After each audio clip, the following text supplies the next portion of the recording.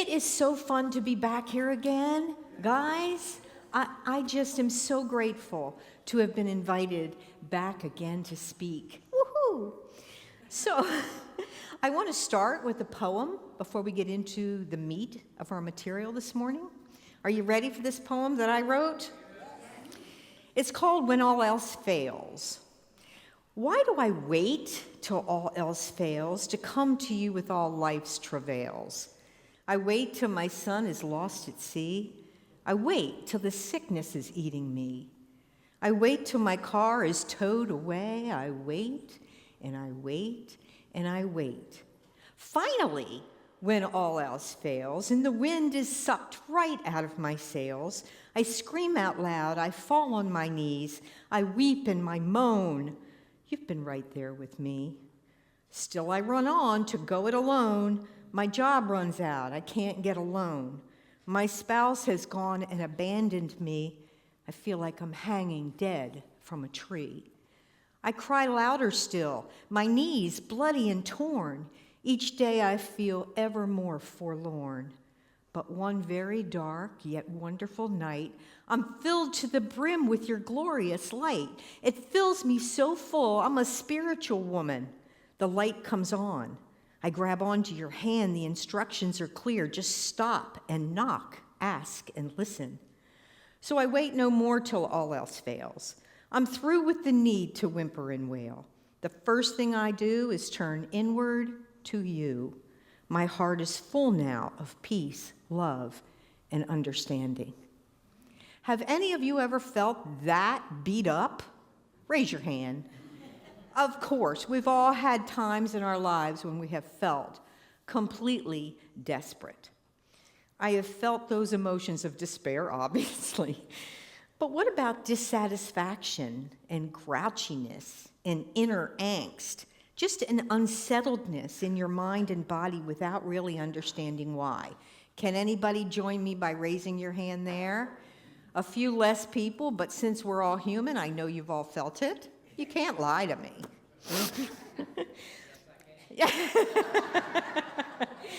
Maybe it's just a constant undercurrent in the foundation of your life. Maybe you've become so used to it, you're just not aware of it anymore. As some of you in this room know, but most of you don't know, in 2013, I attempted a cross-continental walk. Does anybody remember that? Yes. This came after a period of extreme life dissatisfaction. I had been attending this unity for a number of years. I was a prayer chaplain. In fact, I was a prayer chaplain for 6 years. I went to every class offered, but still, I felt a pervading sense of underlying un-okayness. You can use that word anytime you want. Un-okayness. An unspecified angst. And I lived alone at the time, so I couldn't blame anybody. You know, that stinks, right? Unconsciously, I must have been searching for an answer, a way out. I think I felt happiness must be located elsewhere. And since I don't do anything in life small, this was my solution, a big adventure, walking across America. I needed my life to be different than it was at that present time. Somehow I had created this escape plan from what I considered my dull and mundane life. For this is what I thought my problem was. The contours of my life, the way things appeared to be unfolding for me, were unsatisfactory. And this itself was a mystery, because again, I'll remind you, I was a Unity prayer chaplain. I came to Unity. I heard all these wonderful teachings. But still, that didn't solve my problem. I thought, what's up with this? I put some prayer into this thought, this idea that this huge adventure, a journey of the soul, I called it, at the time was kissed by God. I really thought it was. And looking back, it certainly was, just not the way I had imagined it. So as I shoved off that February day from South Daytona Beach, heading up A1A, I ran into difficulties from minute one, right? I had a baby stroller that I pushed in front of me to hold all my gear, and one of the wheels fell off. But still, I was confident that this journey was chosen, which again I thought God had guided me to. Perhaps the inner God had guided me to. And that was the best way to restart my life, to find myself, was to do these things. But it didn't take long for me to discover some huge holes in my thinking, my planning, and my execution. And so now I found myself in real trouble because I had effectively disassembled my life. In other words, I quit my government job. I sold my truck. I boxed up my entire house and loaded it on a pod because I thought I would rent my house out. So the life as I knew it no longer existed. And I headed into this new way of living. But my new way of living didn't include a new way of being. Because we are human beings, not human doings. My initial impetus was just to dispel this unidentified pain and leave my old self behind in Winter Garden to discover a new self. But I discovered what we already know. No matter where I went, there I was, right? That which I sought was unattainable at that time because I was intent on filling that giant empty hole with a giant distraction. There's nothing more giant than deciding to walk across America at the age of whatever I was at the time. Thinking erroneously, of course, that a life of doing, supposedly something real big, would fill up my soul with satisfaction and contentment and joy. What is it that opens up a desire to seek God, to seek a higher way of being, to seek a behind the veil kind of look? Within my personal life and what I've witnessed in others shows us that it's usually prompted by pain. Life as we envisioned it is not going particularly well. Maybe we can even say that our life is blown up in some way, and we've discovered an aching loss. Our career has come crashing down, our most significant relationship has hit the dumps, someone precious to us has passed, or our health has failed us. The truth is, we generally do not seek God when everything is coming up roses, right? Right? At least I know this has been true in my own life. Often we seek peace, joy, contentment outside of the realm of spirit. We go from book to book, teacher to teacher, church to church, therapist to therapist, to figure out how to achieve it. Sometimes what happens is we finally get that dreamed-for job. We find our perfect soulmate. We reach the pinnacle of health and fitness. But in the quiet, random, early morning, we may find that we are still discontented and disconnected.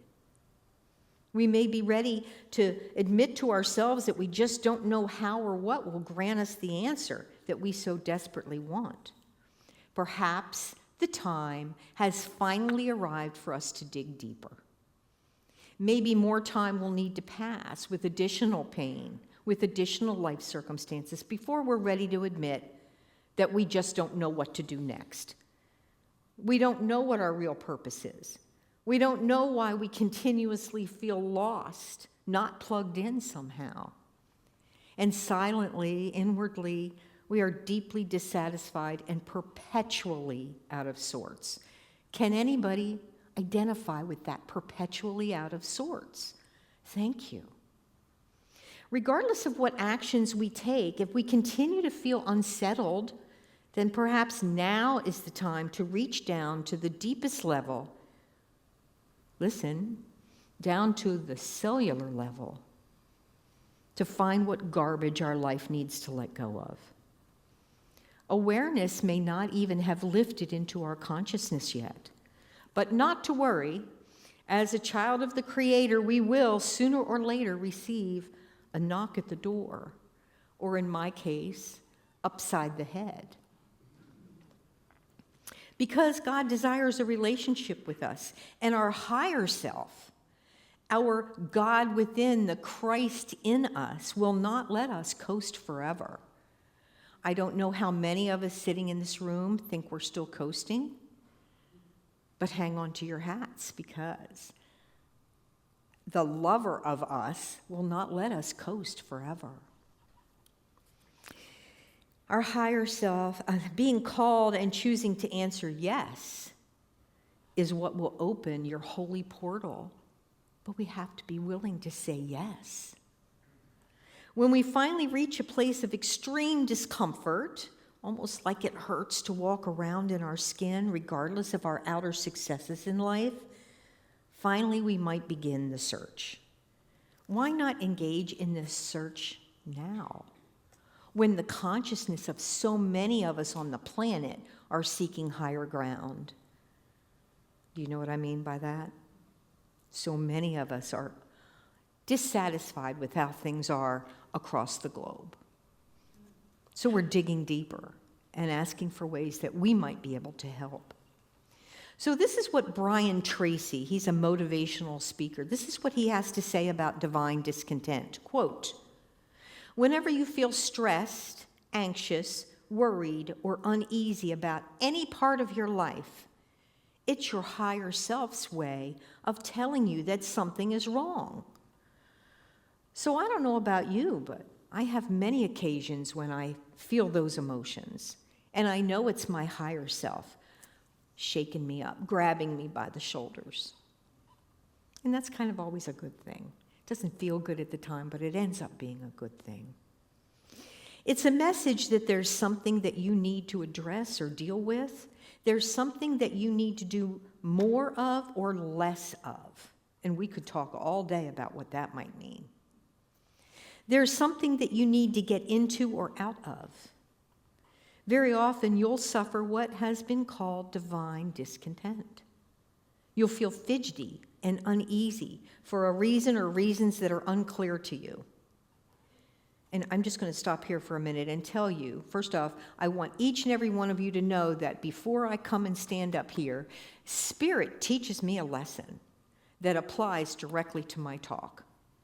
So on Thursday, I called my spiritual mentor because I was having emotions about who knows what. I was having all these emotions that I couldn't identify, and they had me all twisted in my head. Does anybody get twisted in their head with their emotions?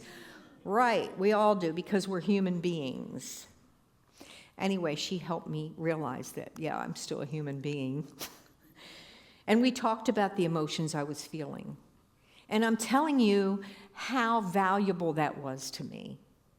We didn't even talk about the other 15 things I had on my list to talk to her about. We talked about one thing, which for me was sadness.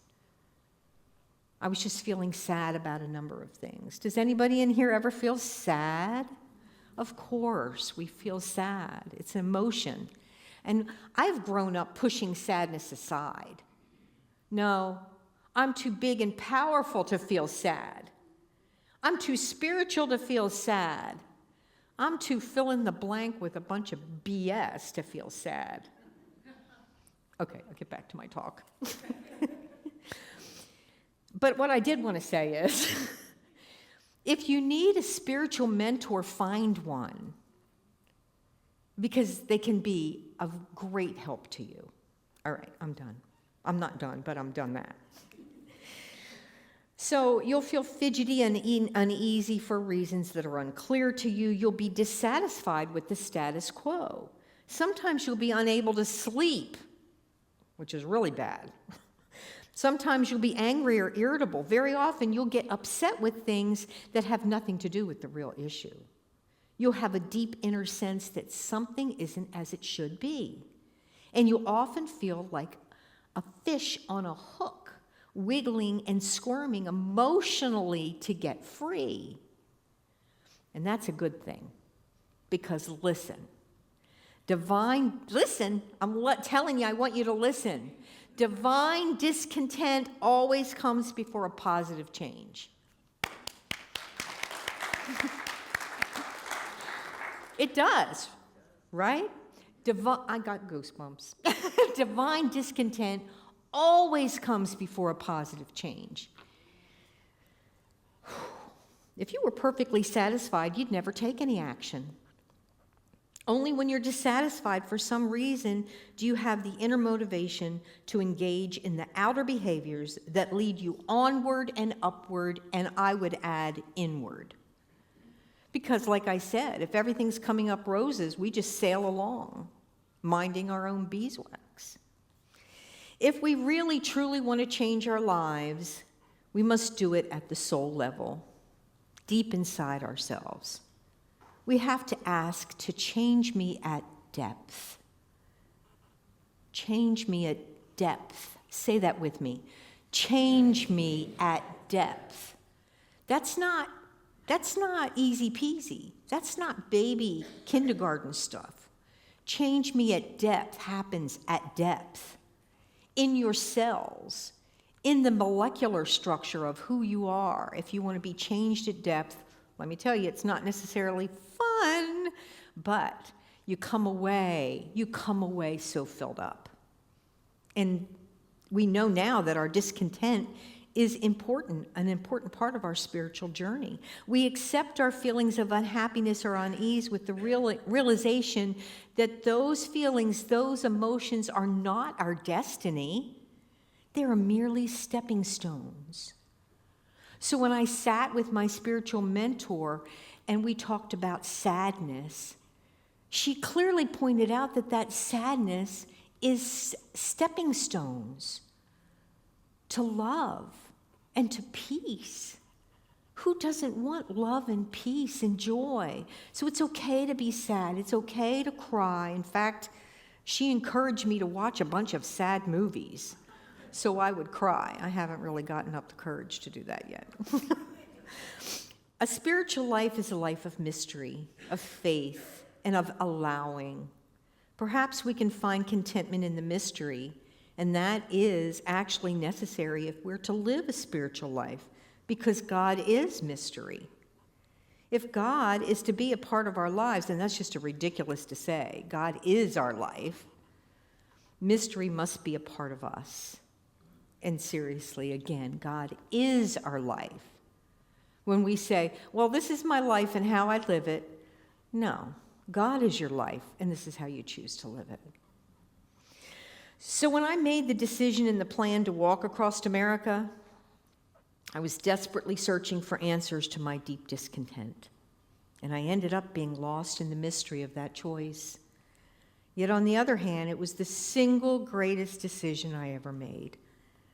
Was it my decision, or was it my higher self's decision? Did I, Lulu, my ego, make that decision? Or did the Christ within me make that decision? I know now it was my true north, my higher self, that made that decision.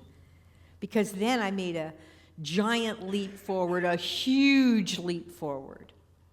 And those of you who knew me 10 years ago can probably attest to that now. Because I was unemployed and vehicleless and dependent upon the kindness of others, I had plenty of time to develop the art of solitude.